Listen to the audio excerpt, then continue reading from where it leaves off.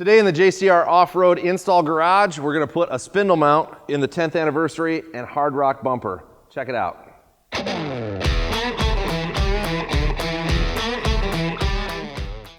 Okay, so the first thing you need to do to remove your factory bumper is to remove these two bolts right here. There's two on either side. They're 16 millimeters.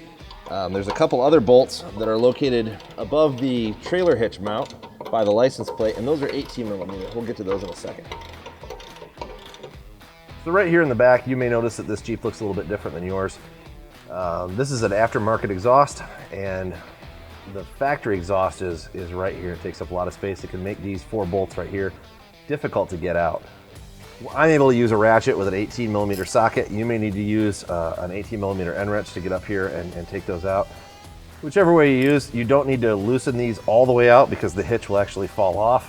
You just need to remove this bolt far enough to get the bumper out. The nut is in the bumper. They go through the cross member and hold this hitch on. So if you don't pull them all the way out, the hitch will stay attached to the cross member. So now that everything is loose and good to go, we just need to take this bumper off and lay it down on a blanket. We're going to be taking some brackets off of the back. We're remounting the spindle inside of it, and then we'll be reinstalling it back on the Jeep. So right now is a good time to introduce our other engineering intern. This is Alex right here. Alex is smaller than Joe, but infinitely smarter. Keep that in mind, ladies.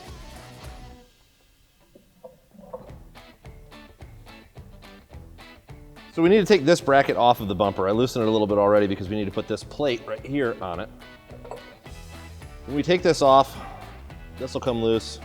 This guy will go in between just to space this bracket out a little bit, and then we'll tighten it back down. When you tighten it back down, you want this corner to get as close to this corner as possible. So you want to tighten it in all the way to the outboard and upward position. Place it just like that. Bolt back in.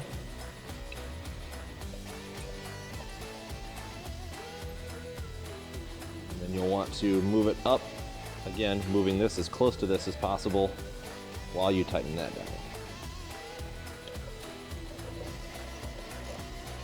Okay, so now that we've put the spacers on the brackets, we also need to space the bumper away from this cross member. So we have these two thicknesses of 3/16. We just need to slide right over all of these studs right here.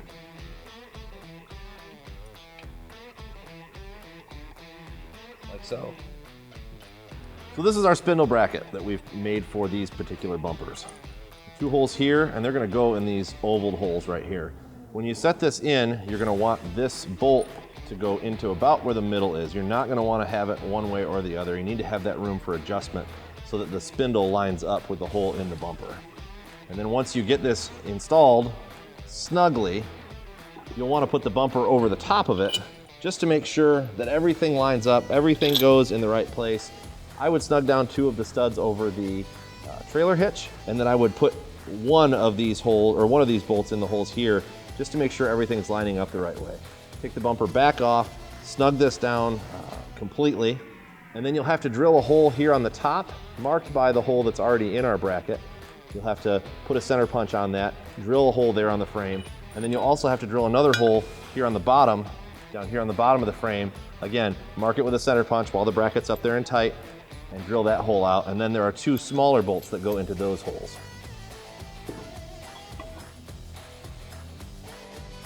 Okay, so this is the gap you're looking for right here.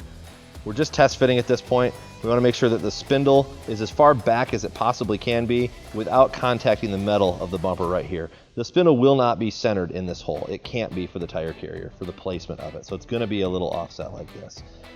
If you verify that this gap is about this right here, 1/8 of an inch, then you can take the bumper back off, tighten everything down, and then final reinstallation of your bumper. So these holes right here are 7/16. Like I said, use the hole right here after you've test fit everything. Use this hole, put a center punch on it. You'll have to take the bracket back off, or if you're comfortable drilling through the bracket, you can. It's a 7/16 drill bit. And these are the smaller of the four bolts. You'll have one that goes through here with a washer and a flange nut, and then you'll have another one on the bottom with a washer and a flange nut. And once you know exactly that this is where you want to put these, you can tighten these down. You don't have to test fit anything after putting these bolts in.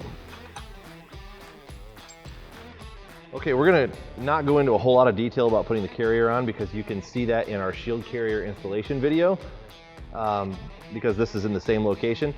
But what I will tell you is that because this is going on to a factory bumper and some tolerances are a little bit different, when you slide this in, first of all, you may need to take some sandpaper to the inside of this sleeve because the powder coating process might get some gunk in there. You might want to put some anti-seize on there as well, just to keep everything happy, because if this won't come out, then you can't take your factory bumper back up. At this point in the installation, everything is tight, the bumper's where it's supposed to be, we still have that gap right here, and we're going to put the spindle in. The other thing I want to tell you is that if this collar right here is not above the bumper all the way around, your carrier has a chance of rubbing. So what we've done is we've supplied a spacer to go in between. Put it on there, right on top of that collar, and put your spindle back in. And then you will take your 1 1/8" bolt from underneath, thread it in. It's probably much easier to do it from underneath while you're looking at it, instead of on top. There we go. Just into the socket and tighten it down. Okay, now that your spindle's installed, everything's tight, the bumper's where it needs to be, we will direct you to our shield carrier installation video because the shield carrier will install exactly the same as it does on our bumpers. If you have questions about this particular part, you can email tech, T-E-C-H, at JcrOffroad.com and we'll get right back with you. Thank you for watching. I hope you have a great day.